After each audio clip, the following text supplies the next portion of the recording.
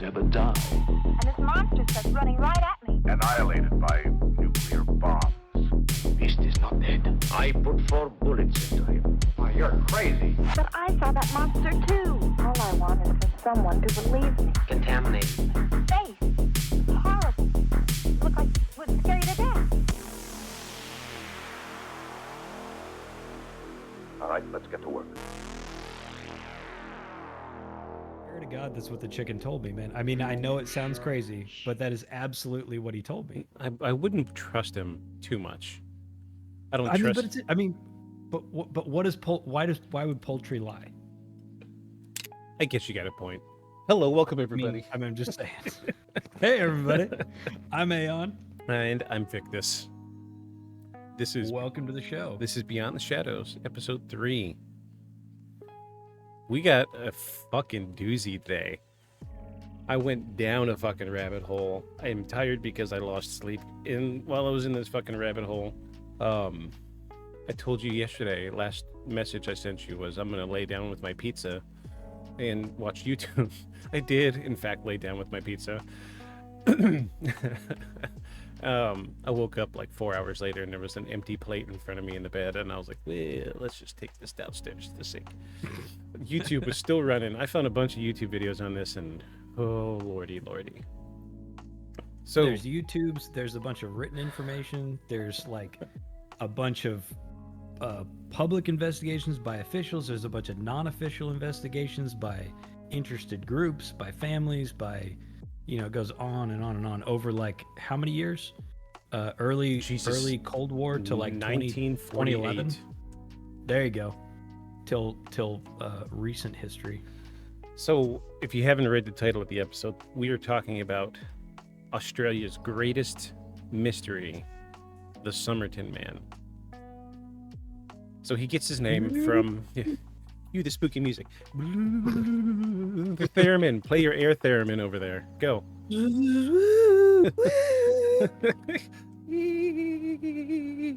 See, I know like if you're listening on Spotify you can't see the hand gestures, but I feel like between the voices and the commentary, the real goal of the show is hand gestures. This is my go-to. I got this one from you years and years ago. No. I still do it. I do it all the time. I think I did it a couple days ago. I was telling somebody, I was like, this is getting to be some bullshit. I was like, look here. They're like, what do you do that with your hand? And I was like, it's a thing. It's a thing to work about. Yeah, see, eventually, you guys are lucky you're tuning in now, because eventually we'll have to charge for the hand gestures. That's what our whole... Gonna charge for the hand gestures. Well, that's what our whole Patreon's gonna be. It's just gonna be like, if you want to see this week's hand gestures, and you're gonna have to subscribe. So I'm just saying, otherwise we'll edit out all the hand gestures and you'll just have to watch it on YouTube. It's gonna be a big blurry box. Yeah, it'll be a big, you'll think you know. I'm gonna edit in that blurry box right here I'm gonna clip this later.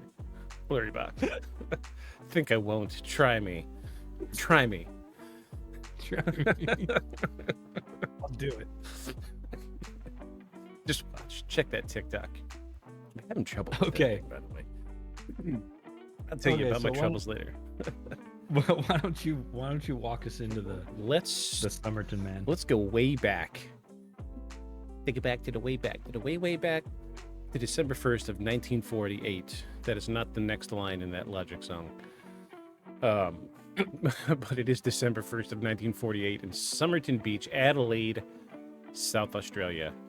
So I don't know shit about Australia. I got a few friends from there, and I actually asked them if they knew about it. They're like, oh yeah, everybody here knows about it. Interestingly enough, we're going to cross paths with somebody who knew absolutely fucking nothing about it, even though it is the most popular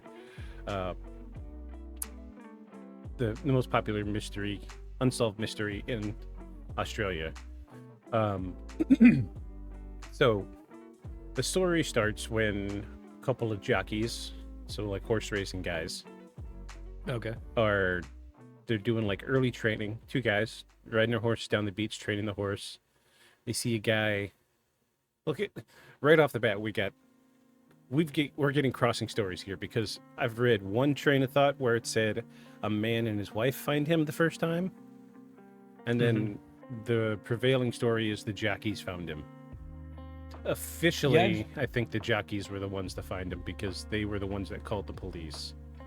Yeah, so there were other people that claimed that, like, after it was on the news, they were like, "Oh yeah, no, I saw that guy," like, but I thought he was drunk, or someone else was like, "Oh, I thought he was asleep." Yeah. And so I mean, I don't know if they're like Me Tooers, but yeah, a lot of people claim to have, seen the guy, but then just passed by. I'm like, what's going on in Australia that a dude in a full-on suit is just leaned up against a rock on the beach, Right? Like this. So, and everybody's like, he's just fucking drunk. He's just drunk. That's what I love about Australia is everyone's like, it's 11 a.m., but he's probably drunk. just drunk. I'm like, it was the 40s, man. This is what we did in the 40s. So, True. I mean, most of what I know about Australia, or the people I know from Australia, I mean, the craziness. I mean, not that that's Australia's trademark, but like, burnout competitions. They invented the burnout competition. Like, little gremlins with like, 7 liters of displacement just to rip the tires off a car. Like, I mean, crazy stuff. So 4 a.m. or 10 a.m. drunk is probably not the weirdest thing going on. I concur with these statements. So I'm just gonna pull a little bit on each thread just to flesh out the story. So one story is a man and his wife are walking on the beach, and they find this guy propped up against like a seawall. I mean, it's Australia, so a lot of the big towns like Adelaide are right on the beach.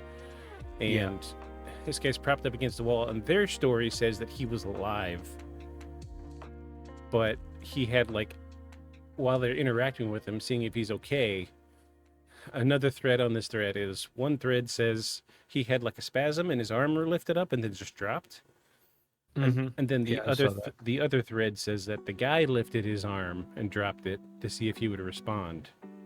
Okay. And that's where they assumed he was just drunk. Okay, because he felt alive or he had some sort of response. Right. But that's like the small thread. The big thread is the jockeys were riding on the beach, and they were coming along, and they see this guy just sitting there. So he was dressed in a nice suit, with nice shoes. He was clean, and he was propped up against the wall in a sagging position. Like when you lean up against something long enough, you're going to start sagging. And it looked like he had sat there long enough that he started to slouch and slump against the wall. I'm going to go ahead and pull up a picture. Since the stupid mouse doesn't work. Come on. Where's my mouse? There we are. Jesus fucking Christ.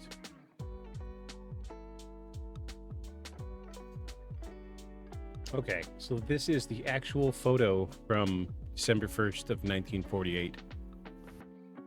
So you can see the X marks the spot. No pun intended. So you can tell this was from 1948 because they don't call it the handicapped children's home. They call it the crippled children's home. So this is where I would have grown up. I guess mine would have been the slow children's home, but so the first thing I saw, this isn't in any of the reporting. Look how close it is to a bench. Why not just drop the dude on a bench? Right. Or if I'm drunk and I'm going to go pass out somewhere, if I'm not feeling good, I'm not going to walk all the way down another set of stairs and flop down on the beach. Right. I'm going to sit on a bench, especially in a nice suit. In the 40s, a nice suit was hard to come by. And following following some of the threads, they wondered if he wasn't maybe sitting on the seawall and went to get off.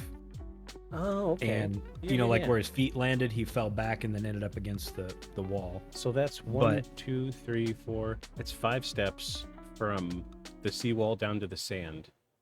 So that's 5 foot. That's easily 5 foot. 25 steps. So yeah, it seems weird.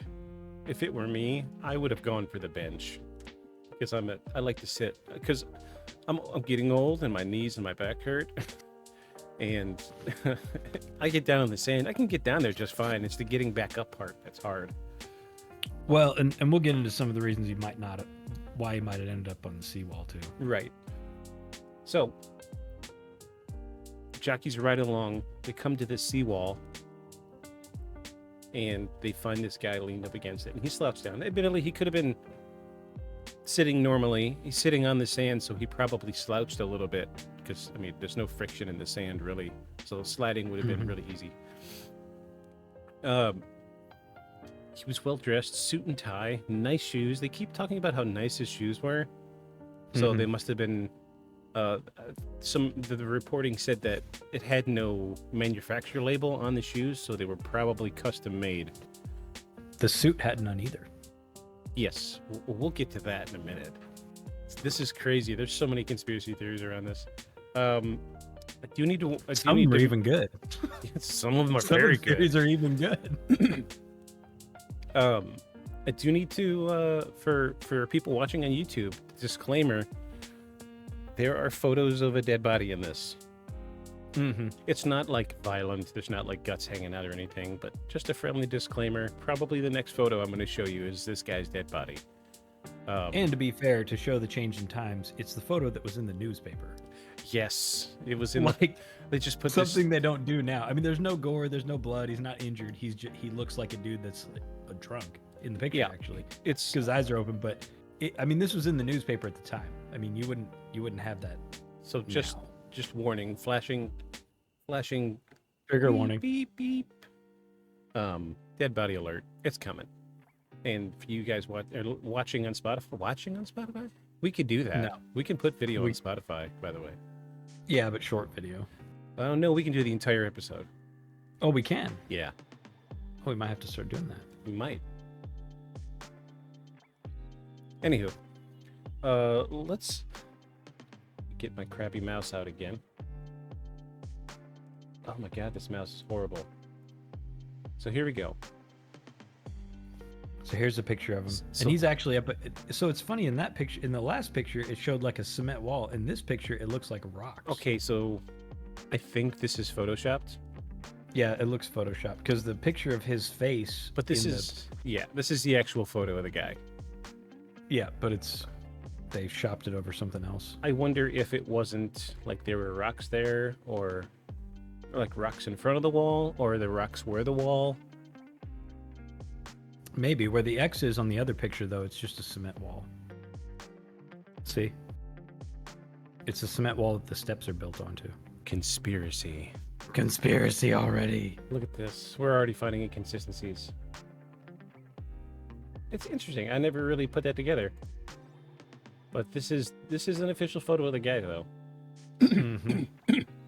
Excuse me. So go ahead. Isn't that odd? Go ahead and describe how this guy's dressed. What you see. So the guy's wearing a sort of blazer.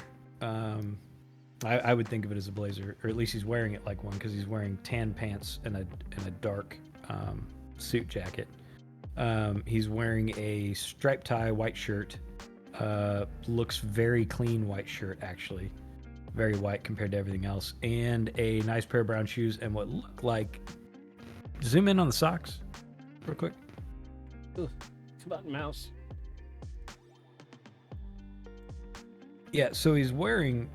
his socks almost look like wool socks, not dress socks. Or they've just been scrunched way down because he's been dead and not been pulling them up. They both look like they're scrunched way down. Yeah. So these jockeys are the ones that go out and call the police. They call the police, please show up. And this is what they find. So they go through the guy's pockets. Excuse me, I am phlegmy today. Let's see, where's my list of shit that was in his pockets? Oh, that'll be good. Too many Some of mice. that's important. Editing. This is where I edit stuff out because I'm taking too much time to do the things.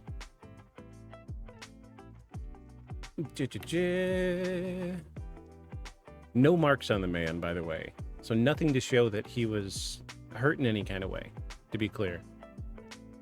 So in his pockets, they find an aluminum comb, which is strange all around. I didn't even know they made combs out of aluminum. An unused train ticket to another beach in Australia, a box of matches. For the day before, right? The train ticket was for the following day. Oh, the following day. Yes. Okay. A box of matches, a pack of cigarettes. Okay, now here's the weird part. And so I've smoked since I was in high school, on and off.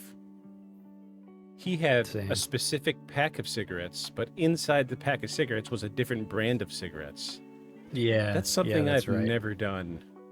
Unless unless somebody were to like give me two, I'd smoke one and put the other one in the pack. But this, but not the whole pack into a different pack. Yeah, I don't know like what the packs of cigarettes looked like in '48. I'm assuming they were Mostly- like soft packs. Mostly soft packs, yeah. So- Yeah, they would. I mean, because he didn't have like a case, so it just would have been. I mean, like like old school Lucky Strikes. I Right. mean, it just would have been. So I don't see Uh, if it were me and I was I smoked soft packs for a while, I wouldn't refill a soft pack. When I got a new pack, I would use the new pack because it's in better shape. It keeps, it's less likely for your shit to get tore up because you get a better, fresh, brand new pack of cigarettes. So weird smoking tip and trick. Kids don't smoke. Do not. Is don't start if you're not, don't start. It's not worth it. Is that I found that the hard packs, which I usually liked, because I would go out and like go to festivals and dance and stuff. You end up sitting down, not paying attention, and you crush a hard pack, and the crease of the hard pack goes through and breaks your cigarette. I found that the soft packs, while it will smush and deform your cigarette, it never would break them. So you'd have one that's like super flat and all like, funny sneaky shape, but you could still light it and smoke it, and it wasn't crushed or it wasn't torn. I call those the Cowboy So Bebop cigarettes. Right, where it looks like the cartoon. Because they're all, his cigarettes are always It's all crooked. like a curly Q. Yeah, right. Right, yeah. So I found that's why I had soft packs. Mostly ended up being for that. But also, I did not look up that brand. But I feel like in the documentary I watched about this, that there was something about the brand. Someone tried to explain, at least, that the pack of the brand of the box was an expensive cigarette, and the ones that he had in it were an inexpensive cigarette, and that the pack was for looks, was for appearances. So like if he was pulling out a cigarette and nobody was, was inspecting the end of his cigarette, they would think he was smoking an expensive cigarette. Or their other thought was that he had bought the more expensive cigarettes, since he seems well dressed, that he bought them and then couldn't buy that pack in town that time, so he bought something else and put it in the nicer pack. I don't know. So But there was a bunch of stuff even about the cigarettes. He had an Army Club pack of cigarettes. The pack was from Army Club, but it contained 7. I'm going to butcher this. Kensitas brand cigarettes inside it. Okay, so Army Club. This is 1940s. I'm assuming this was the brand of cigarettes that were given to Army, military people. So Army Club was a British brand of cigarettes owned and manufactured by Cavenders Limited of London. Let's see what I can find about Kensitas. So that was a British cigarette. Yeah, look up Kensitas and see what that is. A Scottish brand of cigarettes.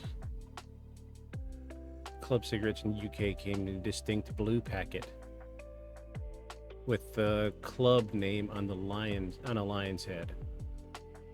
For Kensitas? Yes. Okay. Because Army Club was basically had a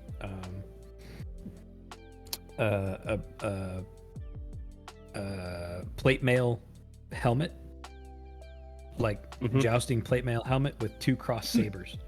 So, above it. Interestingly, in 1932, newspaper advertisements said that Kensitas cigarettes claimed they would protect the throat, and promising that 1,004 British doctors have stated Kensitas to be less irritating. Oh. So maybe he had like a cough from smoking, and he assumed that would help. Yeah, maybe so. Interesting.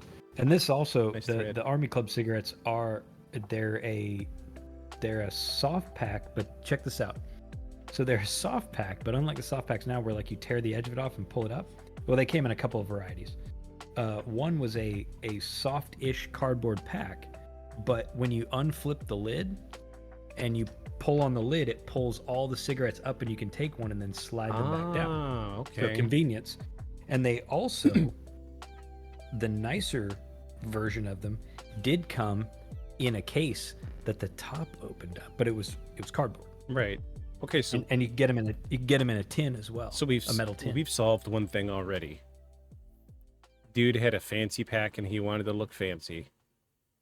So he put his cheap ass throat soothing cigarettes in the nice pack. Chuck in a more convenient, Chuck nicer me pack. out. Reep. Here comes the cigarettes. Hand gestures. Mystery solved. Gotta blur that. I don't know why it took all these people so long. I know, right? Jeez, it's all right there. Quick Google search. We got it. Okay, so what else has he got? Let's see. Pack cigarettes. Blah blah blah. So the tags. So that was all that was in his pockets. Okay. There were other. Wasn't there a piece of paper? There was a piece of paper. We'll get to that. That one's fun. Okay. But Okay. I don't have it here, but I know that in his pocket was a stub for bus ride or a train bus. It was a bus, so it was a stub from a bus that he was previously on. So back then, Oh, okay, you so go the leftovers. you go to the you get a full ticket when you go to the bus station. You go to the bus, they rip it in half, they keep their half, you get the stub. So he also had a stub from a bus. Yes, and for all of you Gen Zs, this was not like an app on your phone. No. It was actual paper from an actual tree. Yeah. So like Yeah. buses, they tore the tickets in half, and trains they would punch. They had And people used to ride buses to get to places, Yeah. not like public transport, but like transport. transport. That's right. It's like you would take a plane now. Yes. It was. I'm just joking, Jizzy. We know you know all this, Yeah. or we hope you do. Y'all are smart. You're here. I know you're smart. So You came to our show. yeah, of course. Yeah, of course. We have intelligent audience, So just like us. they empty out his pockets. They don't find a wallet, so no form of Okay. identification. So back in the Yep. 40s, it was common practice to write your name on labels on your clothing. Okay. So that way, if you're at a public housing area and you're washing your clothes and you're air drying them, no one can mistake your clothes for theirs because it's got your name on it. So, Because not everybody would have had a washing machine at their house. right, yeah, it was 1948. So they checked his clothing, and they found that And washing and neighborhood washing services were pretty common. Like a lady in your neighborhood might be doing laundry, especially if you're a single guy yeah, and you don't have a significant other who's doing your laundry. yes, it was different times. It's pretty common to pay the lady down the street, or another married woman might make money by doing laundry for the other single men in the neighborhood. Times are different. Times are very Very different. common thing. So they check his clothing because they're like, well, let's check his clothing, see what the name is on these labels. And this is where the conspiracy theories start. I love this. So they checked the labels, and every one of the labels on all of his clothing had been removed. On everything. Everything, even his underwear. Everything. Yes. Dead ass. His underwear had no label on it. So this is where, like I said, this is where the conspiracy theories start. They're thinking this guy does not want to be found. He doesn't want people to know who he is, and he wants to remain anonymous. So that's why he What? removed the labeling from his clothing. And that was pretty old school tradecraft for the then burgeoning intelligence agencies. Yes. Were things like that. So if you left a piece of clothing, somebody couldn't pick it up. Like left your jacket at a restaurant, somebody couldn't pick it up, and then track, what country or region you might be from, or they might, in some cases, have labels that had no connection to where they were from, track and leave their jackets on purpose to try to make people think they were an intelligence agency from a different country than they actually were. Right. Misinformation via clothing. So this was common practice in the spy game, to remove which was pretty rudimentary then. Yeah, remove your labels because it had your name on it. So, and even your tailor, if it was a suit, they might be able to figure out your tailor, which would, say where you live and where you're from, and might identify you, since obviously you're trying not to be identified. yeah. So I think the only thing that they were ever able to trace, ever in the history of the world, was his shoes. They were able to trace his shoes back to a manufacturing company in the United States. But this was many, many years later.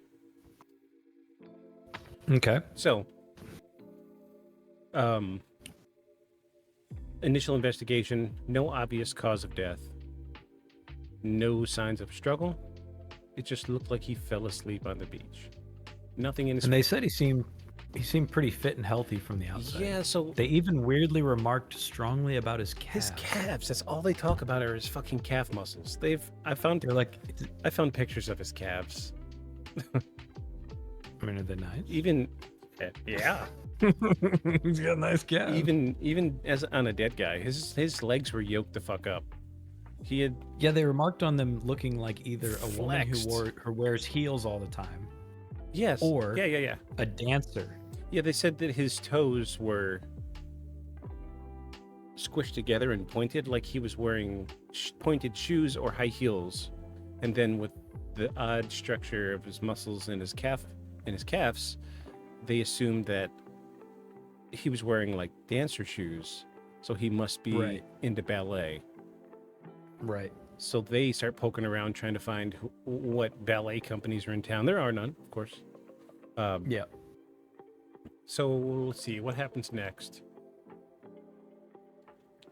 I want to get this line of history correct because it's absolutely fucking crazy. They do surmise that all of his clothing were bought secondhand. But since none of the tags were there, they were never able to trace back to where the clothing came from. So, with no obvious signs of a struggle, no obvious signs of, violence, no bruising, nothing, immediately the police are like, this guy's been poisoned. But they don't know if he had been poisoned or he had poisoned himself. So, let's put some threads together right quick. They say, no label on his clothing. This was an espionage trick, and they're thinking there's signs of poisoning, so they are automatically thinking this guy's a spy, that maybe he got caught up in something and he had to disappear and he poisoned himself, or somebody else in the espionage game got him, poisoned him, and put him here. Which brings us back to the seawall. Yes. So, interestingly, where that seawall is, it's high enough that if you lean him on the seawall, it's higher than his head is. Mm-hmm. And if you were up on that, again, we're showing the picture for those of you on Spotify. Yes. If you were up near the railing, up where the boardwalk is, and you were looking down, it would be very hard to see him, even his legs. Yeah. At the angle, it would be very hard to see him. So if somebody were getting rid of him, two sides. If somebody were getting rid of him and took him down there, right, and propped him up there, it would take till the morning or the next day to find him so that they could get away. Mm-hmm. Or if he was running from somebody else and trying to hide and had been poisoned or was planning on poisoning, whatever, again, great place to hide and maybe wait for help. Interesting thing about the poison, while they couldn't find any traces or residue of the poison, their equivalent of a coroner remarked on the swelling of all of his internal organs being significantly larger than they should be. Yeah, 3 times the size, which is a symptom of digitalis poisoning, which is derived from foxglove. The only thing I couldn't find is how much, would you need to consume to kill somebody from it. Right. But some of these symptoms of that sort of poisoning can be a drunken-like effect. Right. Which is how everybody claimed the people that claimed to have seen him when he was alive claimed that he seemed drunk. Right. There were reports of people had seen him walking up here at the top where you see the car in the picture in the left-hand side. There's where that wooden railing is. They said they saw him walking up there, but he was stumbling and he looked confused. Which again would fit with that poison. Now, the question I couldn't find, and I'm sure somebody else can look it up, so send us a message when you hear this if you want to go do the research, but because it's not the main point of this thing. But how much foxglove and can you concentrate digitalis I don't, into something small enough and deliverable? I don't want to Google it because the FBI is already watching me. So somebody else can do so, it.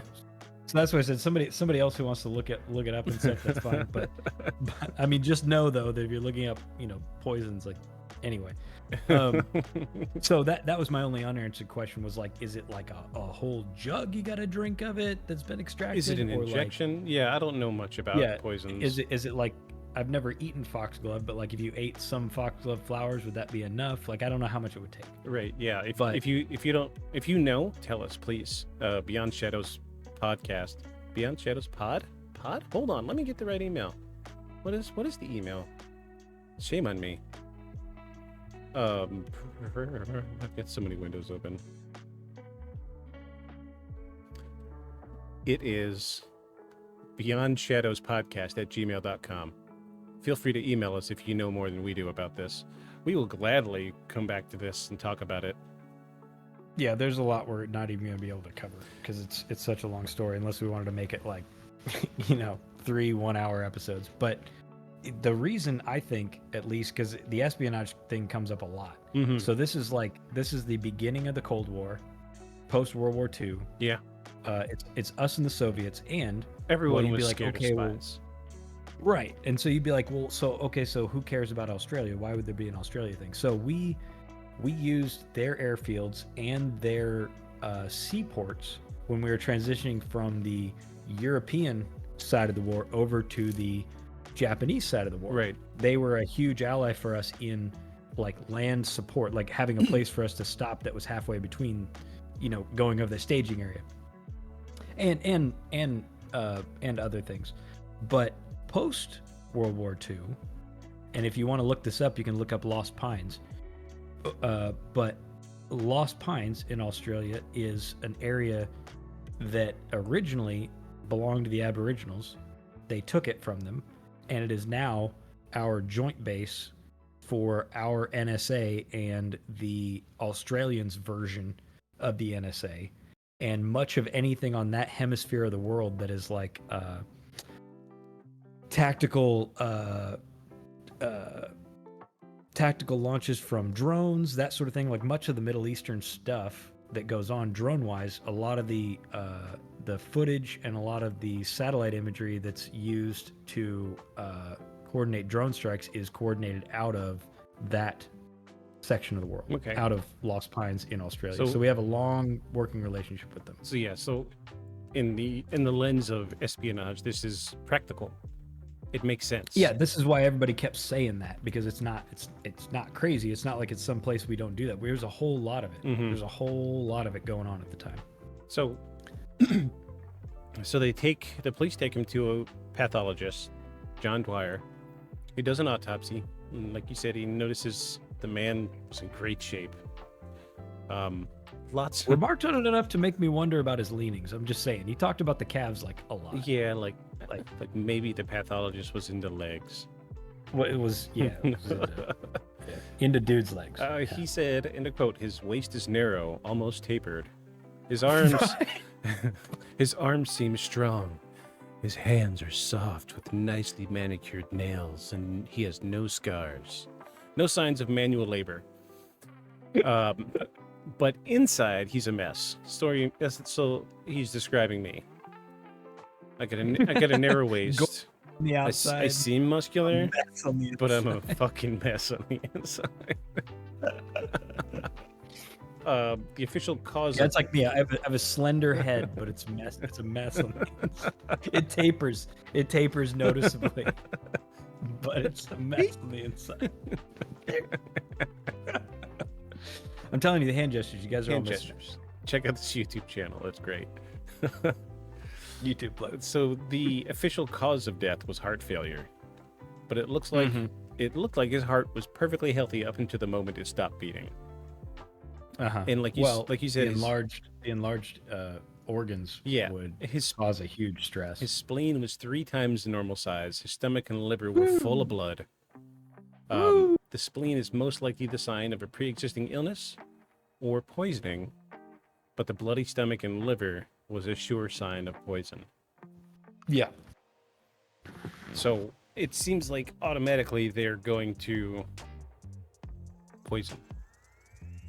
Mm-hmm. It's they're already looking through the lens and saying this has got to be poisoning. You know, honestly, you could, when you want a specific answer, you can bias your decisions.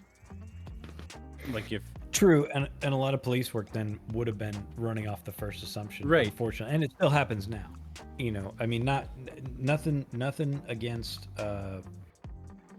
agencies as a whole, but generally I find that state workers, kind of like the folks that investigate your taxes, like low-hanging fruit, like Right. he's presenting as poisoned. They don't have any reason or motivation to try to look any further than that. Like, well, I mean, it looks like poison. We got all these things to say it probably is. Let's just go with poison. Well, kudos to the police investigators because they don't initially say espionage.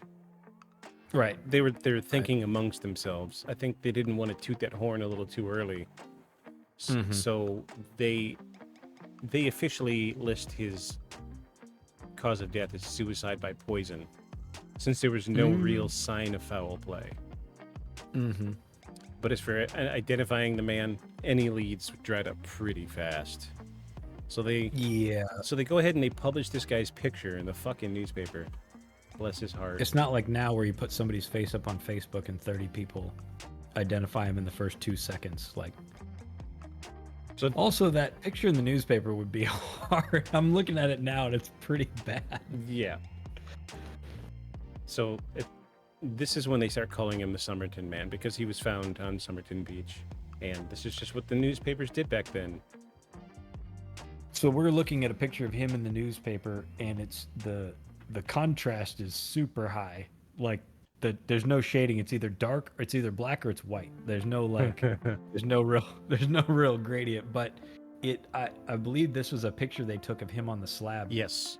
Before they autopsied him. So he has his shirt and his tie on, but it is him dead, and one eye's open and the other's sort of like mostly shut. He still, And, even this is probably a day or so after, he still looks drunk. Mm-hmm.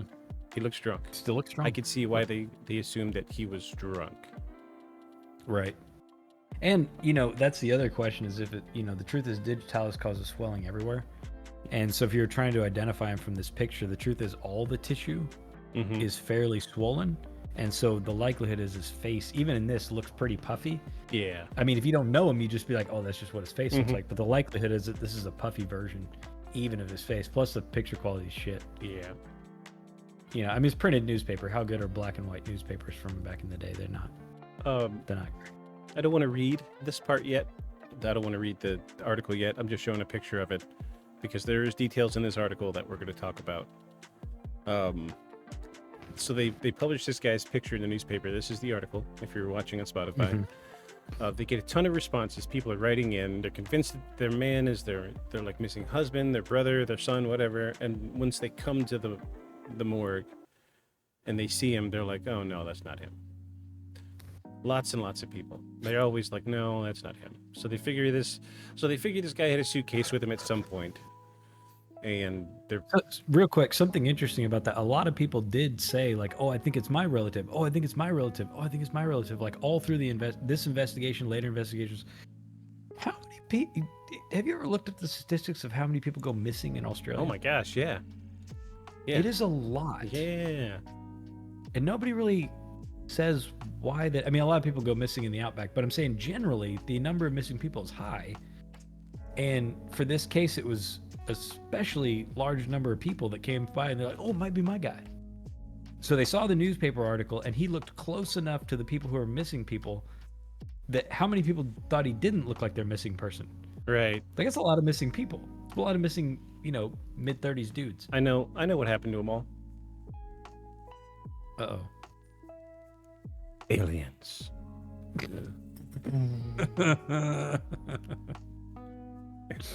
So they figure this man must have had a suitcase with him. So right as they decide they're going to reach out to the bus station from the ticket stub they had, the bus station reaches out to them.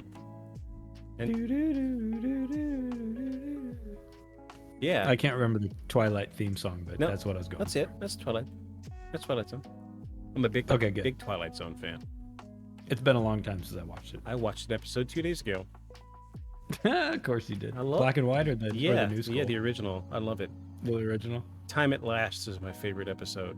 I love it. What was the not the knockoff, but what was the competing one? Oh, Outer Limits. Outer Limits. Yeah. I always thought the black and white like Outer Limits thing that they did in the beginning, like what Twilight Zone did, was like, considering it was this, still black and white television, like the way they did it was just so. I just thought it was so cool. The intro video, how it like wobbles, and then there's like another overlay of another wobble. Oh yeah. And then the house that turns into a house with roots. Yeah. Like, this is so good. This is so good. Horror back then was excellent. That's why I loved Twilight Zone. The writing was so fucking good. Yeah, the writing was Oh my very gosh. good. It was a shame that somebody came up with it way earlier than any of the cinematography could do a lot of the stuff justice. Yeah, Time It Lasts. That is such a mind fuck. They did so good. Like every episode. Oh, Time It Lasts, the one about the dude that's trying to read his books. Yeah. And his glasses get broke. Yeah. Right as he's about to start. Yeah. Yeah. Oh man. Heartbreaking. So good. So good. Pinnacle of story writing. Anywho. So the bus station reaches out to them and says, "Hey, we've got this suitcase that was never claimed. Do you guys want it?" And they're like, this is a little odd. Okay, sure. So they get it and they open it. Apparently it had some correlating things that were in his pocket that tied him to the suitcase. So they were immediately able to figure out that this is his suitcase. I think it had something to do with his bus ticket. I thought the comb was part of a set. That might have been what it was. The comb was part of a set with a razor. Yeah, so because they were using those safety razors that you like take the top off, take the razor out, put a new razor in, clamp it down. And I think that it was an aluminum one, and it was of the same make, and there was something else. I want to be like toothbrush, but I don't think that's right. That's one thing I don't actually have is what was in his suitcase. I'm looking it up right now. So inside the case were a red checkered dressing gown, a size 7 pair of red felt slippers, 4 pairs of underwear. Fancy. I know. Pajamas, which they spell with a Y for some reason. Is that how they spell pajamas in Australia? Pajamas. I mean the British spell stuff, different from us, like color and things like that. But it also could be a typo. Shaving items, a light brown pair of trousers with sand in the cuffs. Interesting. An electrician screwdriver, a table knife cut down into a short, sharp instrument, a pair of scissors with sharpened points. Yeah, he did quite a lot. Down an old shank. Yeah, that's what it was. A small square of zinc, thought to have been used as a protective sheath for the knife and scissors. And a stenciling brush, as used by third officers on merchant ships for stenciling cargo. Very strange. Ah, interesting. So he had pants with rolled up cuffs at the bottom with sand in them. Screwdriver, a shank essentially, pair of scissors with sharpened points, which means they were not sharpened scissors, and he sharpened them. And a stenciling brush. So I remember in the same So strange. unnamed documentary, part of the other thing that fed, at least for people inside the investigation, fed the idea that he was espionage is there was a lot of shipping went through Australia too. Yeah. And so they wondered if they tried to see if he worked at the port, right? And that was sort of a dead end. But they wondered if he wasn't. Some people thought maybe he might have been a smuggler, because smuggling just means getting one thing to another place where it's not supposed to be. Right. And so that can be you sent the thing, and you're getting it past customs or borders or whatever. But also you could just know where somebody's already shipping a package and divert it. Yeah. So the stenciling brush could have been diverting shipping crates or supplies or whatever to somewhere else It sounds like, by re-stenciling the numbers. yeah, it sounds like all of these tools could have easily been used to modify just about anything. Right. Open crates, open packages, the shorter knife so you can maybe palm it. Mm-hmm. Right. But you have a nice sharp blade to, cut things open. These weird things are what fed a lot of the wild theories around who he could be or what he was doing. And here's where shit starts to get hairy. Also in the suitcase was a thread card of Barber brand orange waxed thread of, quote, an unusual type that was not available in Australia. It was the same thread that was used to repair the lining in the pocket of the pants the man was wearing. Get ready for this shit. This is so fucking wild. So the coroner notices that the thread is there, repaired, used to repair the lining of his pocket. And he's feeling the pocket and he feels something inside it. And so he cuts the thread, and there was another pocket inside his pocket that was sewn shut with this orange thread. But the pocket was so small that the coroner had to use a pair of tweezers to remove what was inside it. And inside they found this small piece of paper with with the words. So it looked like it had been ripped out of something. And the word was 2 words. It said Taman Shud. And they sent it to a guy who knew books because they assumed that it had been ripped out of because you could feel the difference between a newspaper and a book page. Right. So they're like, this is from a book. We're going to find out where this is from. They send it to a guy. The guy's like, yeah, I know exactly what this is from. So it turns out it was from a book called, here we go with these crazy fucking names. Rubaiyat. It was written by Omar Khayyam. Some weird names. I'm sorry. If I butchered that, I'm sorry. Complain about it in an email. Y'all got our email. Send it to us. So they were able to discern that it was from the last page of the book. So the words Taman should translate from Persian to ended or finished. Or it is done. Yes, that's the thing about foreign languages. They don't perfectly translate the one thing or the other. So this is where they assume surely it was suicide. And the Rubia is so Omar. Yeah. Anyway, that guy, he's a 12th century poet. Yes, it was a book of poems. And there's no originals left of that book. The originals, there's reprintings, but there's no original left.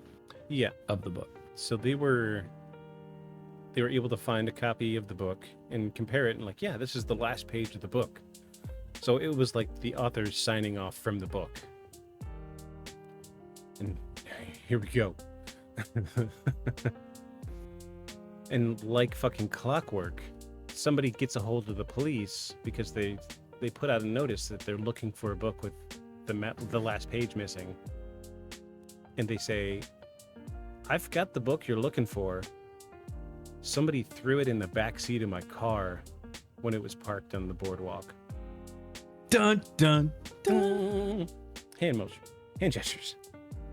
Hand gestures. Hand gestures. So he turns it into police, and they put the little slip of paper, and it lines up perfect.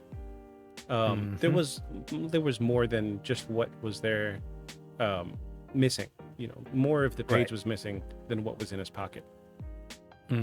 So this is where shit's. I keep saying this because this whole story is just absolutely fucking wild. Oh my gosh. But before the book gets turned in, the man's body was buried on June 14th, 1949. This a nice little gesture, but a group of people from the pub across the street from where they found him paid for everything. They all pitched their money in and paid for his burial and his headstone and everything, which is nice. Yes, so we wouldn't have a pauper's grave. Right. Yeah. Oof. It's about to get fucking crazy. So the book was found in a vehicle by the owner of the vehicle, about 20-minute walk away from where he was found. So the book was a very popular book that was the poems were like love poems, and it was a popular book for women to send to their loved ones when they were deployed. It was a popular war book. So identifying it was really easy. It was a very popular book of poems at the time. So they get the book, and I want to make sure I get this right. They notice there's some faint marks on the back inside cover. They look like impressions made by a pencil or pen, as if someone used the book as a solid surface to write on a sheet of paper. The marks were too faint to read, so they put the book under ultraviolet light. So what they found was someone had scribbled on 4 lines of letters. They weren't actually words, but they looked like some kind of code. So this is what you're seeing here in the picture underneath his photograph in the newspaper clipping. Yes, I see that. Oh, the cat has joined me. Hello. What are you doing, little one? I'll actually push the door open. I had a doorstop in front of it. So these are the 4 letters, or the 4 lines of letters that were discovered with ultraviolet light.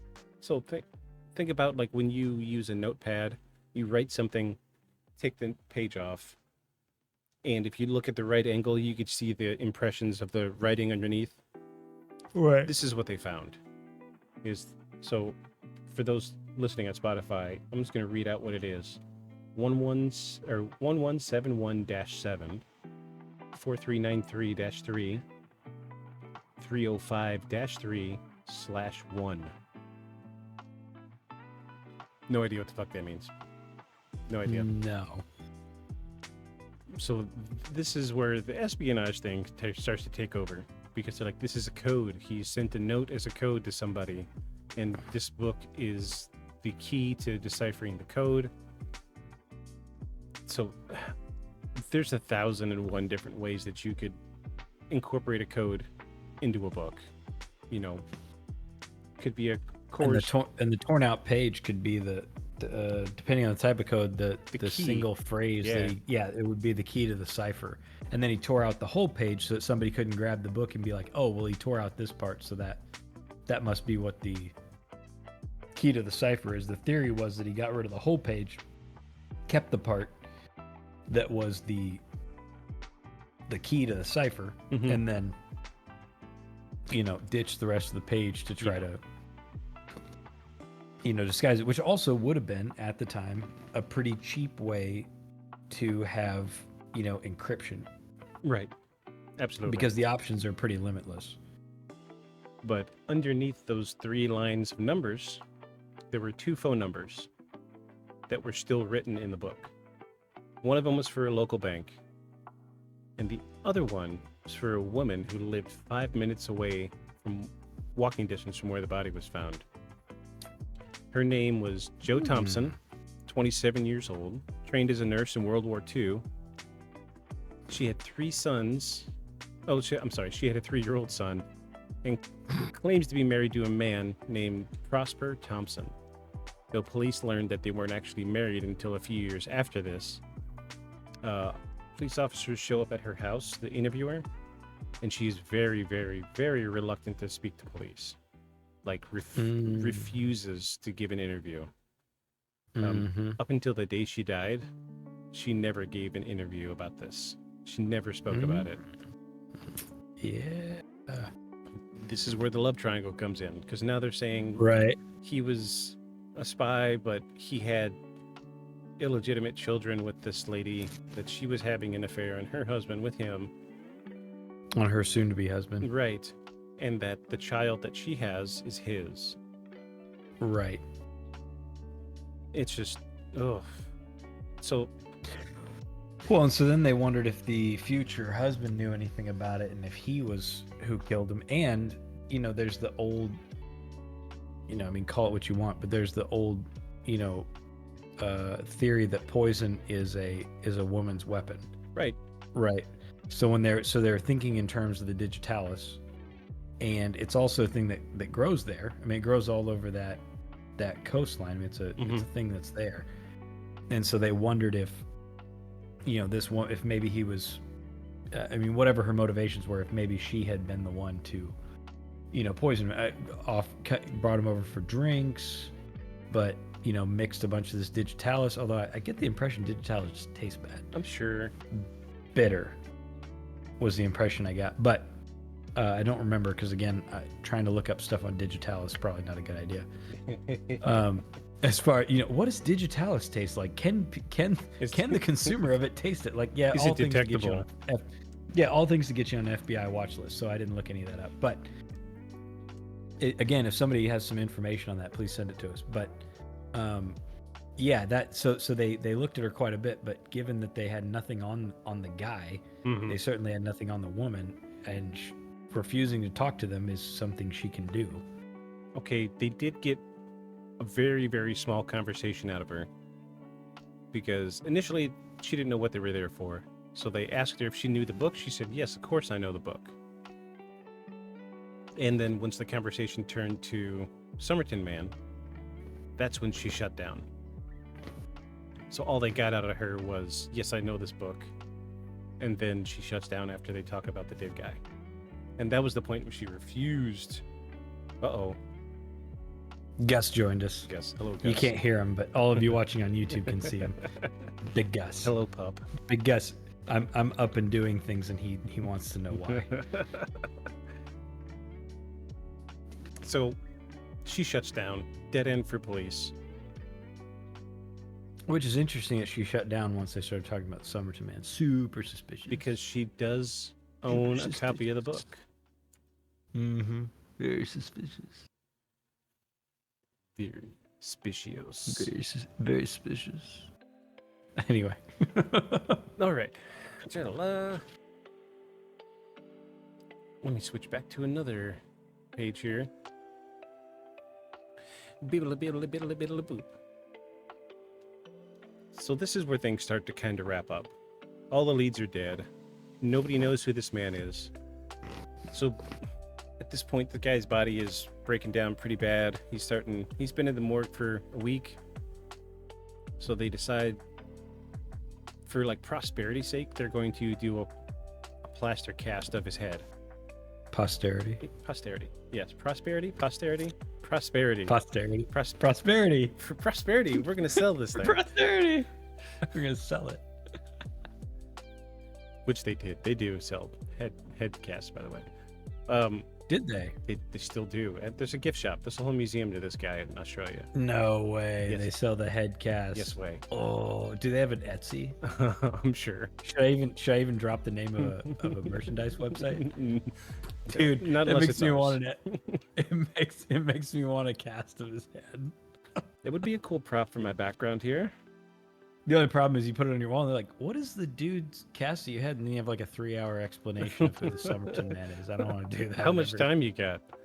How much time you got? You got it's nobody. It's my Uncle John. So they have a taxidermist of all things come out and do a plaster cast of this guy's head so they can identify him later. So then Taxiderm. yeah, this is all done before they bury him. Because they do castings of squirrels and things all the time. Right. Yeah. Why the taxidermist? I don't know. I guess he was the only one in the area qualified. It seems like a strange choice, but I'm sure they had their reasons. I'm sure. Okay. So they make his plaster cast, and like a bronze casting of it was actually set up on the guy's headstone, just that way, or a photo of him was You put see up. what he looked like? Yeah. So his headstone shows his face, and That was nice of them. That was expensive. and this is where the mystery comes to an end. Okay. I want to be So as far as official investigations go, Yes.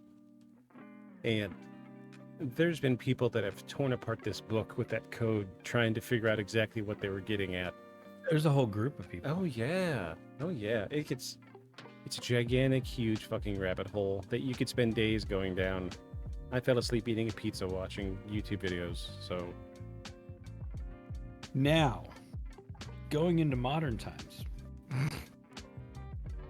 the University of Adelaide,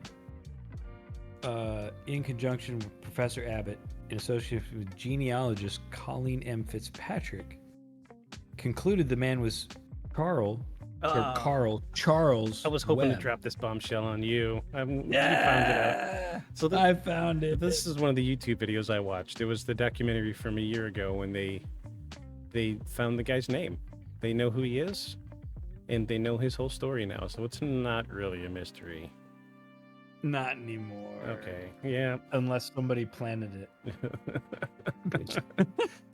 Unless somebody planted it. Anger face. Devious. Surprise! Surprise. Surprise face. So yeah, this genealogist, he devoted his adult life to this story. He wanted to figure out this guy because he's a genealogist. He knows how to do tracking people down. So Right. So this guy pulls hairs from the plaster cast. Smart move. Mm-hmm. Initially, he does DNA testing, and they're only able to get like 3% of the DNA out of it. Mm-hmm. Here's where shit gets fun now. This is great. This is really great. A love story comes out of this. He ends up meeting the great-granddaughter of the nurse that refused to talk to police. And they start talking, they get to know each other, and 3 days after they meet, they decide to get married. That's the way the cookie crumbles. And the running joke was that he only married her for her DNA. Oh. Yeah. Sad, frumpy trumpet sounds. But to this day, they're still married. Happily married. So they convince police to exhume his body because the hairs in the plaster cast weren't enough to create a genetic profile. And, you know, by the time they exhume the bodies, he convinces his now wife to submit a DNA sample. In the end, they find out that his wife is not genetically related to Carl, aka the Somerton Man. Mm-hmm. So, at least he got a wife out of the deal. I guess. I guess. So, I guess. the police As long in as he likes her, I guess. worse things could happen. So police are dragging their feet on this for a long, long time. They're still dragging their feet. They haven't really officially done any DNA testing, even though they have exhumed his body in 2021. So the guy reaches out to like the leading genetic scientist in the world in the United States and says, hey, I've got these hairs from a plaster cast, Somerton Man. And she does some research on her own and is like, oh, this is horribly interesting. I got to know more about it. So she dives into it and she's able to get like 31 million bits of genetic information out of it. Comes out to like 70 or 80% of a full genetic profile. Mm-hmm. And this is so they submit it to, there's a type of forensic work where they use public access genetic profiles. So people that do like 23andMe to figure out their genealogy, they're submitting their DNA to a database, and these databases connect to other databases, and this is how family trees are made. And this is where they eliminate his wife, and they're looking through this limited family tree, and they find one male in the proper age range, in the proper year, who had a birth date but no death date. So the way the genetics work is they look on that man's mother's side and go down until they find somebody living today. Through the mitochondrial DNA. Right. Right. So they find a guy, and this is what I was getting at earlier. He knew nothing about the Somerton Man. And he was like, I'm not just going to give you guys my fucking DNA. So he goes to his family, tells his family about it, and one of his sisters was like, "Fuck yeah, sign my ass up." She freely gives her DNA. They submit her DNA, and it came out to like a 97% match for being her like great cousin twice removed. Mm-hmm.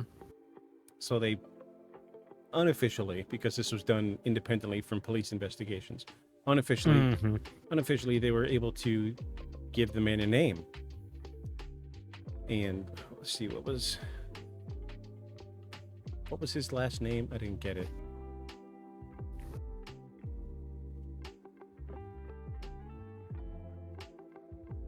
Jesus, yeah, the Wikipedia is not great on this.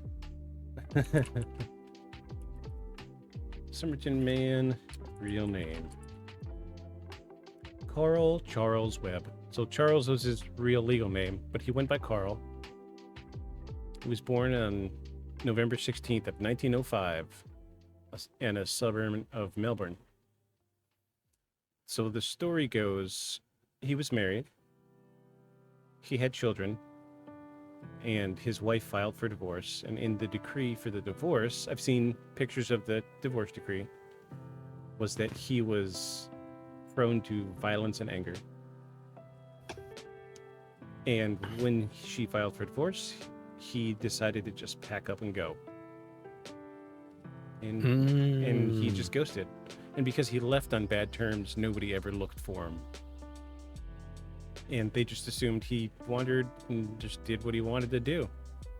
And as for the muscular legs, like they keep talking about, they were able to go way back and find newspaper clippings. Apparently, he was a very prominent football player when he was in high school and parts of college. Makes sense. Yeah. But as for the official cause of death, it's hard to say. But he had no ties to military. He had no ties to espionage. He was just a regular dude, grew up on a farm. And, I mean, he was a regular guy. He was a drinker. And he was violent towards his wife. And divorce came through, and he just said, "Yep, you got it," and split. The end. So, one more piece, just to throw a little like wrench in the cogwheel of completeness. Sure, go ahead. So interesting thing to know about CIA operatives, and I know this because someone close to me, their dad was an operative. I'm not, we don't even use our name, so I'm not going to use their name. But often the CIA uses people. It's in their best interest to use people that don't seem like spies, right? Right. So generally they find people with very special skill sets. Nuclear engineering, electrical engineering, chemical engineering, a lot of specific technical degrees, technical skills that you can then put into corporations of other countries. Right. So that they can then, fill in a piece somewhere and then monitor things, in the, again, nuclear industry, electronics, where they're making, say, the heads-up displays for jets, that sort of thing. Things where you might want to implant a device to be able to monitor those things. So this guy was an electrical engineer. This Carl Charles guy was an electrical engineer. Carl Charles. He was an electrical engineer. So, I mean, it's not out of the way. At this time, the major ways to do some sort of espionage would be messing with phone lines or signal stuff being sent in and out of the area, and so it wouldn't be unusual to have an electrical engineer do this sort of stuff.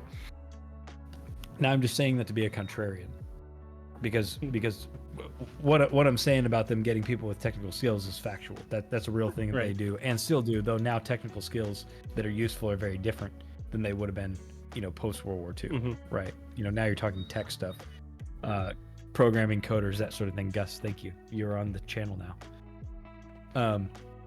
Clip that. But yeah, he just wanted to be on the mic. But I mean, I'll reserve my judgment until we move on to our take on what we think this is. Okay. But it's just something to think about Yeah. for the readers. Okay. That is his skill set is not outside of a skill set that they would have wanted at the time for somebody working in areas where they're trying to keep track of. Because not long after he died, not a few years after he died, they made a serious concerted effort to get rid of all of the Russian, that what they had was a glut of Russian intelligence officers in Australia. And they made a whole task force just towards getting rid of them. Not but a few years later. Let me see. Their agency that they formed was our version of the CIA / NSA. For them, it was a combined effort. Oh, into one agency. Yeah, I know what it's called. I can't think of what it is off the top of my head. I have it. No, Gus, don't buy my phone. Gus does not have it. That is not helpful. So KGB? no.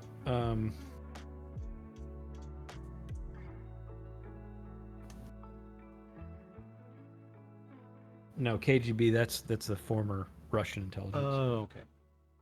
Later termed something else. Gus, go on. Hey. Psst, psst. Go on. Yeah, he responds to cat noises. Psst, psst, is a command for him. Oh, okay. ASIO, Australian Security Yes. Intelligence Organization. Yeah, I recall that. They were a version at the time of our NSA / CIA together. Okay. Well, So food for thought. So they formed that. Let's see.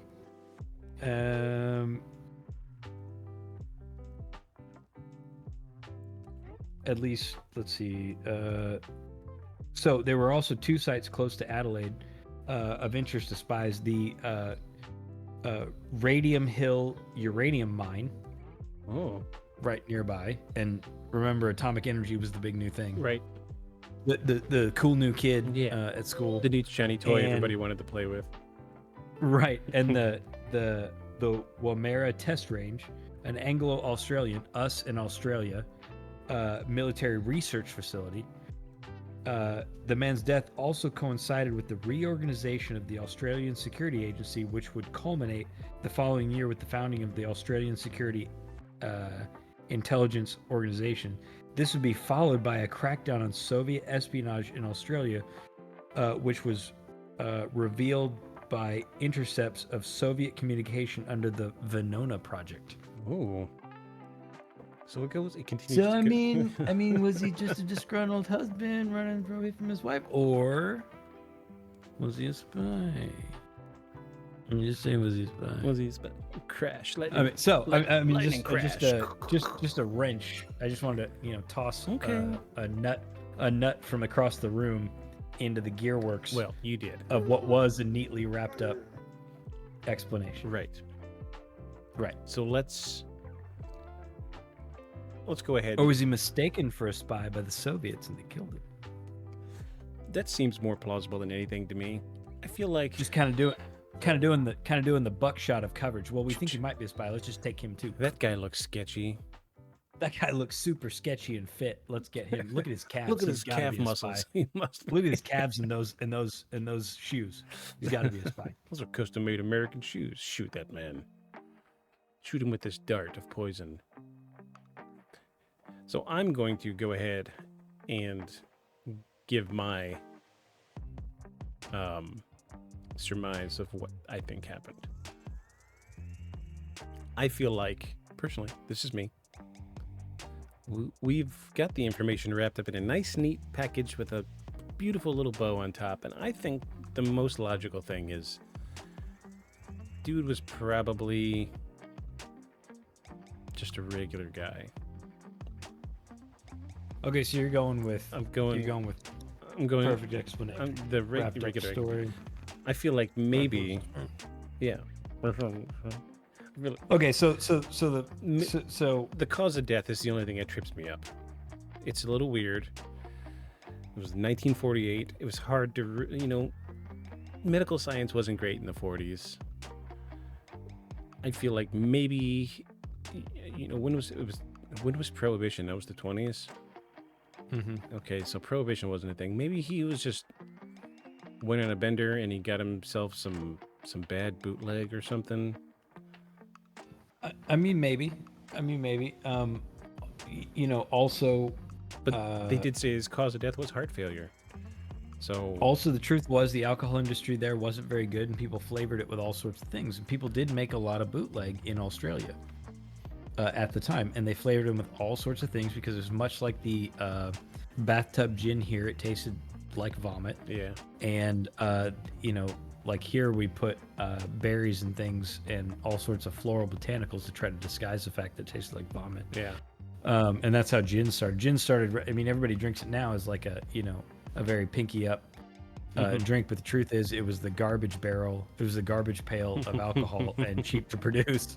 So that's why it's so popular during Prohibition. Yeah. We've made it very palatable now. yeah.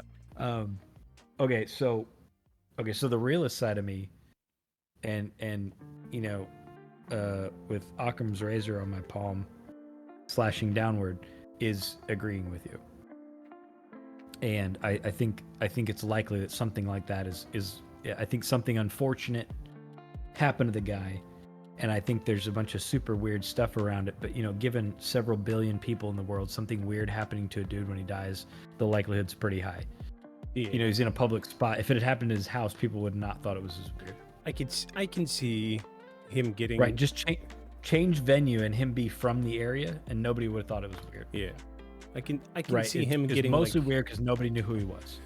I could see him getting a hold of some bad liquor, and that's why he was seen stumbling down the boardwalk, looking confused, and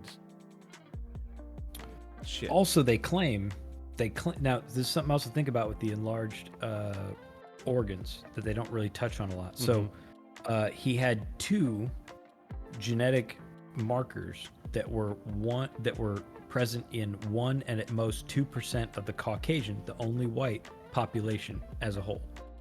One was the shape of his earlobe. Oh yeah, they said his ears. And the were other funny was, yes, and the other was the shape of his incisors, his teeth. And so to have the two together, to have the two both occur together in the same person, let me remember where the statistics were.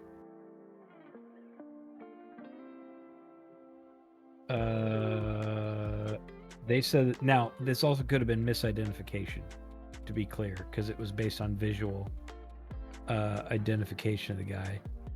Let's see.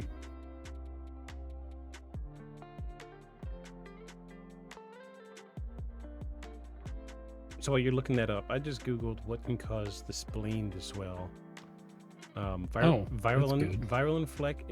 infections like mononucleosis, bacterial infections like syphilis, which is prominent. Very prominent. Parasitic infections like malaria, which this is Australia. I don't know what the rates are for like malaria in Australia in the 40s, but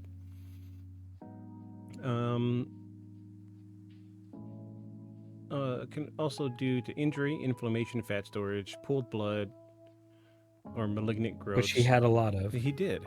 So, okay, so I found it. Okay, so so a professor of anatomy at the University of Adelaide examined images of the Somerton Man's ears and found that his Simba, upper ear hollow, had a feature possessed by only 1 to 2% of the Caucasian population.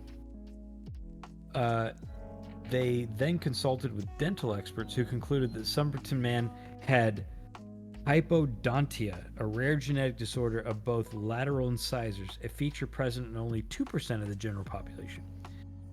Abbott obtained a photograph of Jessica Thompson's eldest son, Robin, which clearly showed that he, likely the unknown man, had not only a larger Simba than cavum, but also hypodontia. The chance that this was a coincidence had been estimated at between 10 million and 20 million. that's pretty to big. 1. Yeah, that's Now, in talking about billions of people, it's not that big a chance. But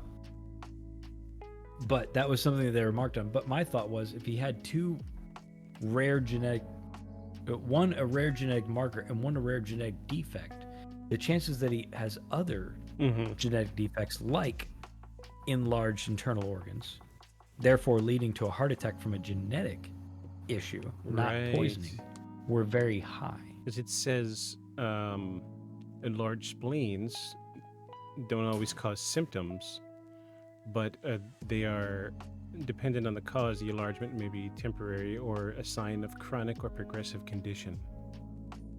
Right. Now, also when they went to dig up the body for exhumation later, which finally got approved in like 2021, Mm-hmm.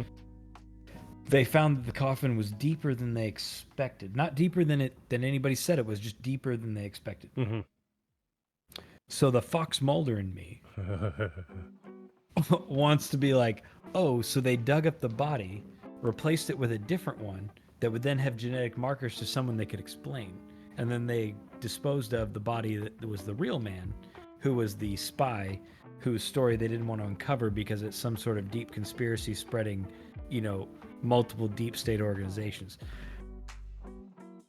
Occam's razor says that's not the case, and it's probably what you said, which is a pretty neatly wrapped up, disgruntled dude that kind of took like a world trip trying to find himself, and couldn't ever really fit in anywhere because he was prone to bouts of anger and kind of unpredictable, and he finally just either offed himself or accidentally did because he was a heavy drinker doing some dumb stuff that he wasn't supposed to in another country. Yeah.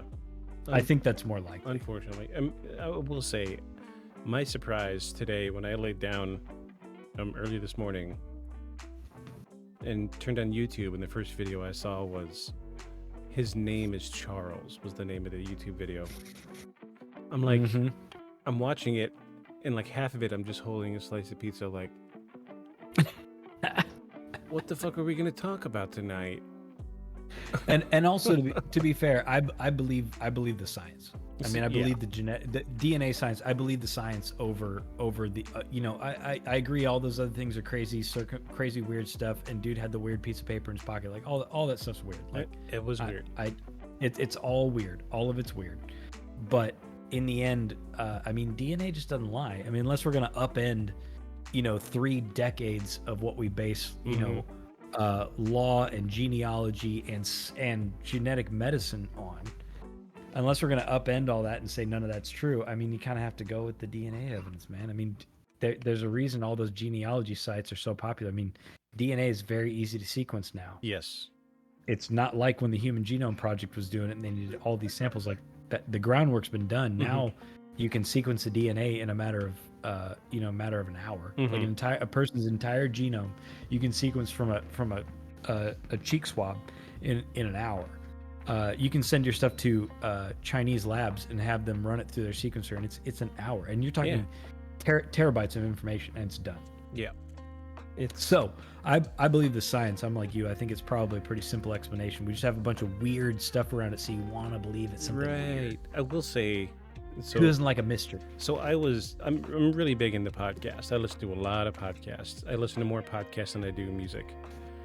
And I haven't come across one yet that presented this information, this new information that came out in 2022. It's 2 years old. This information is fresh. There's stuff all over YouTube. Yeah, the documentary I saw was in like 2018. So they didn't have this either. They were still like a big question up in there. All they had was the stuff about the single hairs. Yeah. From the cast, and they said too, like it was just inconclusive. Right. So I like to think that we are a little bit ahead of the curve because everybody wanted to cover this. But is it a scoop? Is it a scoop? Is it a scoop? We got the scoop. At least all in one program. If it's not, tell us. But it feels like, I mean, for the moment, I want to feel like it's the pint, and we scooped it. The best part of the ice cream. We did. We just came at the right spot, and also probably everybody quit paying attention. Yeah, because it's a very old story. It is been around for a long time. I mean, 1948. It's been around. It's been covered extensively, and everything. Everybody that does any kind of like paranormal or mystery or true crime podcast has covered this. But this is the first time I've literally. 12 hours ago, I found out that this case was solved, and I had to edit my entire notes for this fucking show.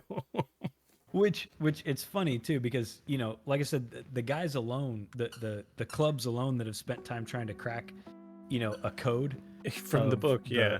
From the book, like Yeah. it's like they've spent like a decade. Yeah. Some of them have spent a decade individually trying to turn it into some code that makes any sense, for the error or some sort of explanation. I'm like, they spent all that time, and we just kind of stumbled on the right time to look at it again. Yeah. And make a show about it. So I mean, hats off to all of those guys, because I think that they were, at least given the information they had at the time, they were on the right trail. Yeah. And if anybody's wondering why I'm being jerked out of my chair in the video, it's Gus is not letting me not play tug of war with him. So this is his duck, and he keeps bringing it, and he wants me to toss it, or he won't leave me alone. Oh, poor dog. He just wants some love. I know, because nobody ever loves him.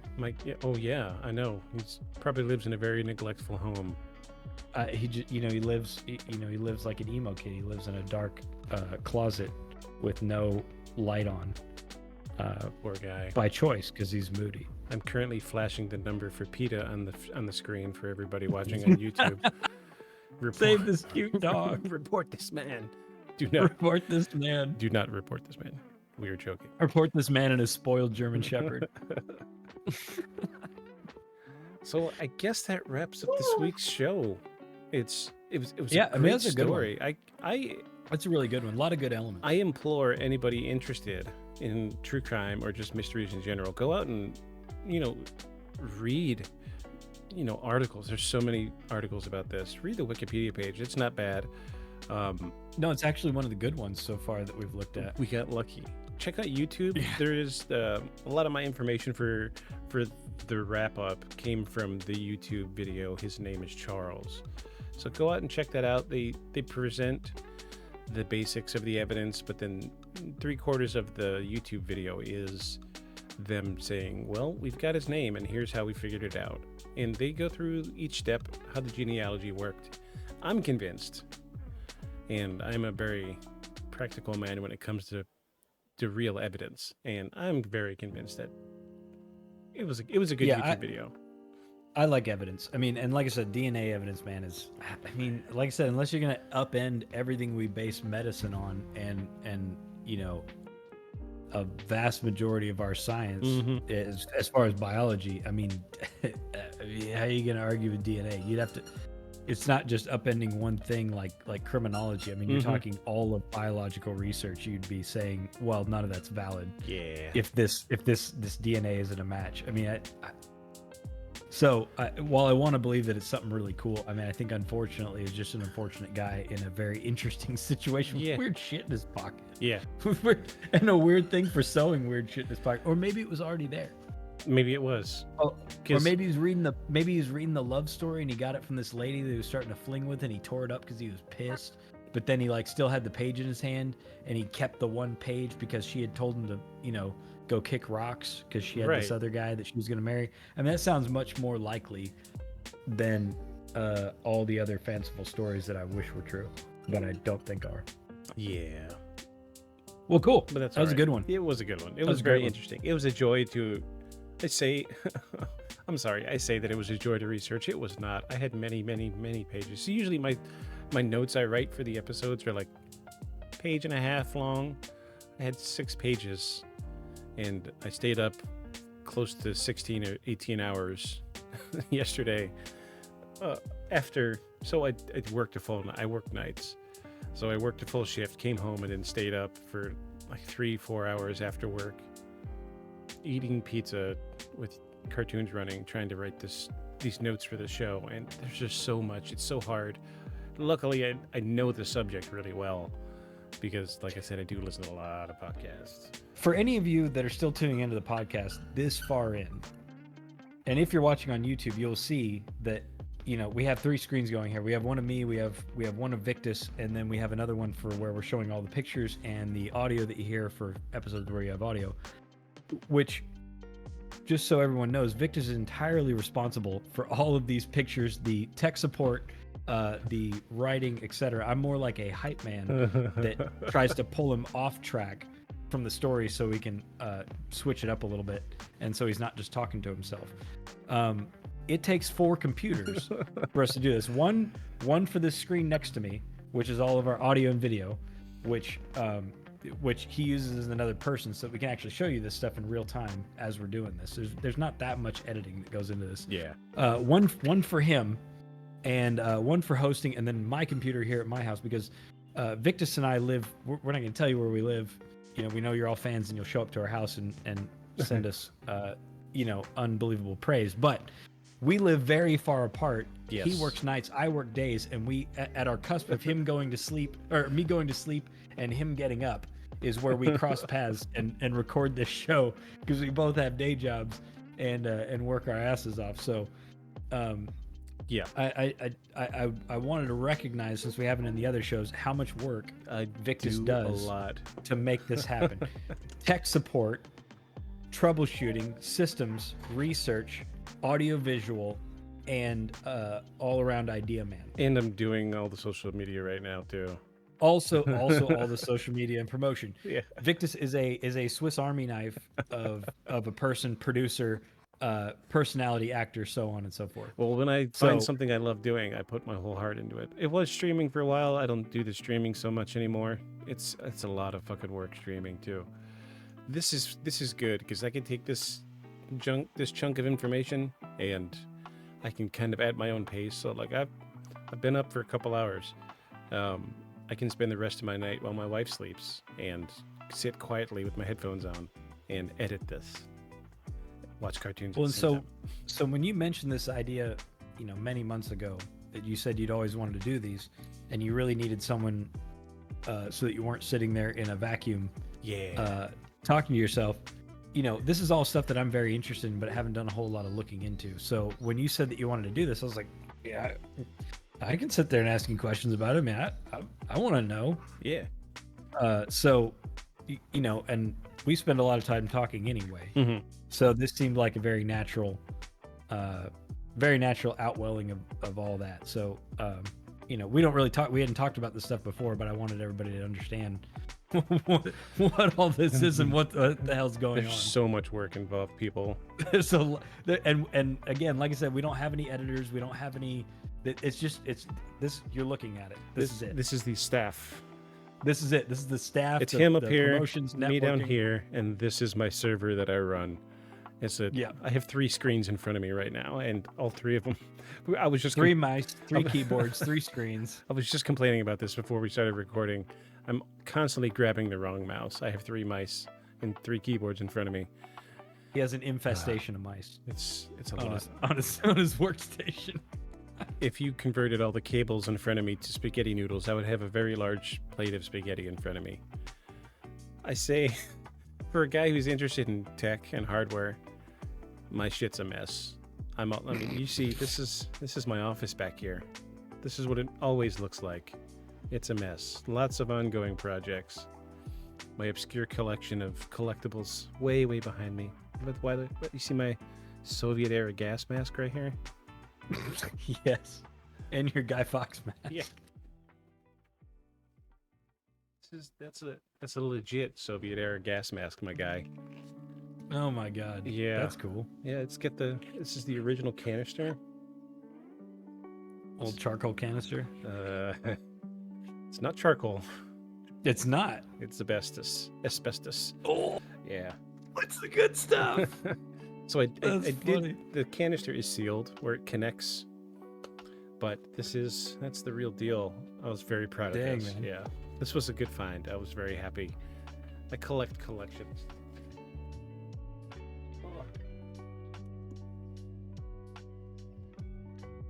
So, enough about me. Well, cool. That was a good show, man. Yeah, man.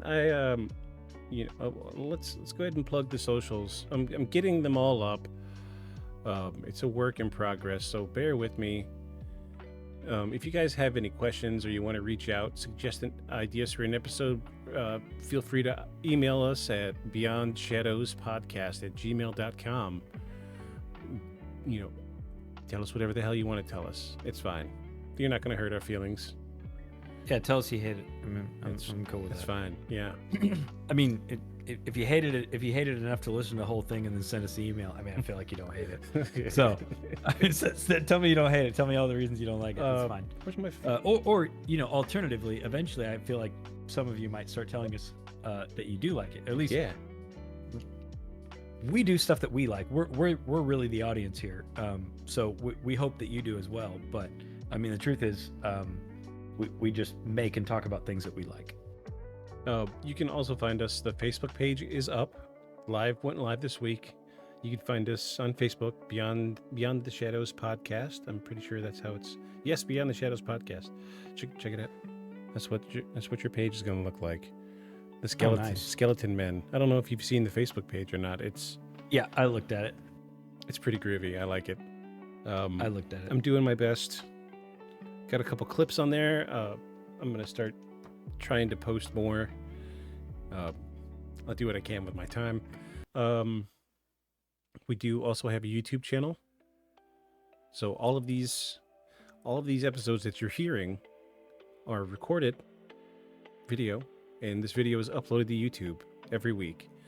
Let me make sure I get this YouTube page correct. Honestly, there's a couple other podcasts called Beyond the Shadows. So, unfortunately, we are Beyond the Shadows Podcast at Beyond Shadows Podcast on YouTube. And there you can find out all of these videos. We're going to have more reels or shorts. There's shorts on YouTube. We're going to have more shorts coming in. We got a few good cracks in this episode that we're going to edit. Or I'm going to edit out. I got lots of time. Me. Maybe one day maybe one day we'll be able to monetize and we can hire somebody to do all this. Right. But for now, yeah, check us out. Yeah, listen to this episode in 5 years and tell us if we monetize. Yeah, please. Hopefully we're still around in 5 years doing this. I don't think we're gonna run out of stuff to talk about. No, because there's always new stuff. Oh, geez. You know, we're starting so much. primarily back with stuff that's old and with very little information or lack of information. The truth is, there's a whole lot of new stuff all the time that we'll eventually get around to and be covering. They'll probably always be several years behind. Yeah, I'm gonna float this idea now while we're recording. Still, I'll leave it in the episode, and I'll put a questionnaire in the details of this episode on Spotify. How would you feel about doing like a rapid fire session? Because there's a lot of stuff that gets posted on social media, like, I saw this light in the sky, or this happened, and yeah. So, like, the first thing that comes to my mind was that thing in Miami where all the police showed up. Like, every single police car in Miami showed up at that shopping mall, and there were reports of aliens walking through that area. I haven't heard of this one. Ooh. It's wild, man. I'll talk to you more about it after this episode. But that sounds great. Yeah, and maybe like once a month we can do a rapid fire episode or something like that. That'd be good. That'd be good to knock out some of the ones that are brand new, but there's nothing out there about them. Yeah, that'd be good. Plus there's a whole bunch of AI photos and stuff that people are putting out that a lot of people believe are real, but are obviously not. I say I don't like AI, but I use it regularly. Yeah, but I'm saying people are using it for a whole new generation of fakes. Yes, because you can make anything. Right. And they're using it for a whole new generation of fakes. And the truth is, the fakery has gotten very high class now compared to what you used to have to do, which we covered in another episode about what you might have had to used to do.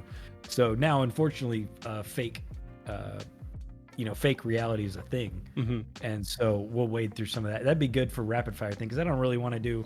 Most of those don't deserve a whole episode. No, because they're like I said, it's faked by an image. Made by somebody, so there's no point in making a whole episode about one of them. But we could cover a bunch of them and be like, fake or not, and that would be good. So what is this? That's a great idea. So this is our third episode. This third episode. So what do we? Season 1, episode 3. So what do we say? Once a month. So next week would be our 1 month. Or 1 month. So how we say next week we'll do a rapid fire episode. Okay, of a bunch of stuff. Yeah, we'll cover some social medias, things that it's gonna be like TikToks and Reels, things that are spooky that nobody's really talking about on podcasts, but we'll knock 15, 20 of them out.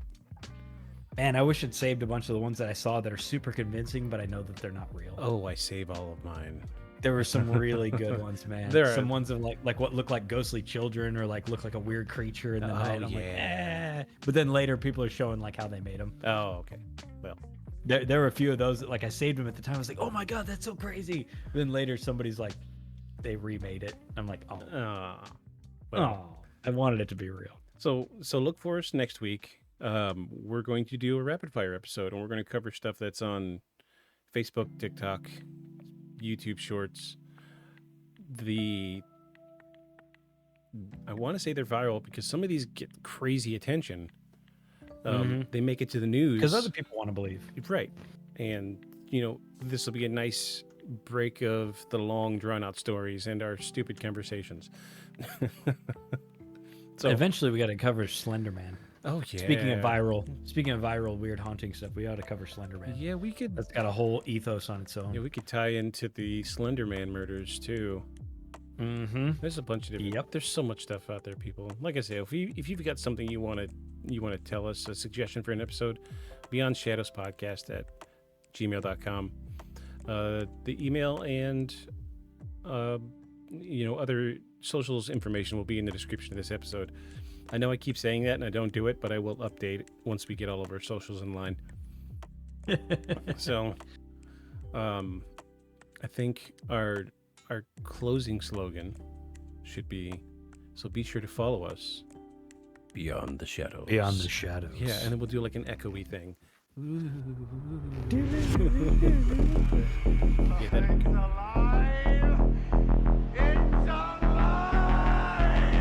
A creature like that, I wouldn't ever die. And this monster starts running right at me. Annihilated by nuclear bombs. Beast is not dead. I put 4 bullets into him. Why, you're crazy. But I saw that monster too. All I want is for someone to believe me. Contaminated. Face. Horrible. Look like it would scare you to death. All right, let's get to work.